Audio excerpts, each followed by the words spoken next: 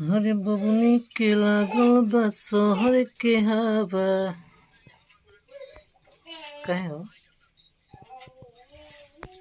हाँ? हैं? देख रहे हैं हंसने हंसने इसका मिजाज हुआ है। कहे जी? हैं? कुछ ना हो। तो ऐसे कहे कोई है? लग रहा है किसी मतलब कि कोई तकलीफ है? हैं? ना हमरा कोनो तकलीफ नहीं है। बताओ। हम्म? हम्म? कुछ ना के तकलीफ, हमरा काहे के तकलीफ है? शायद इनको तकलीफ है, शायद इनको अपना याद आ रहा होगा मायके उके का। आप लोग जानबे करते हैं कि इनका मतलब घर पे थोड़ा सा वहाँ पर घटना हुआ है, मतलब बहुत बड़ी चीज़ हुई है। जब भाई मतलब एक्सपायर किए हैं हमारे मित्र थे, तो शायद याद उदा आ रही होगी, तो तकलीफ में है।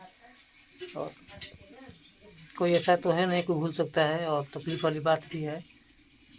तो बहुत अभी 2-4 दिन से मतलब बहुत सदमे में है, 2 दिन से। और बाहर नहीं निकल पाती हैं, प्रयास तो करते हैं कुछ हँसाने का, बात करने का, लेकिन वहीं पर वापस चल जाती हैं।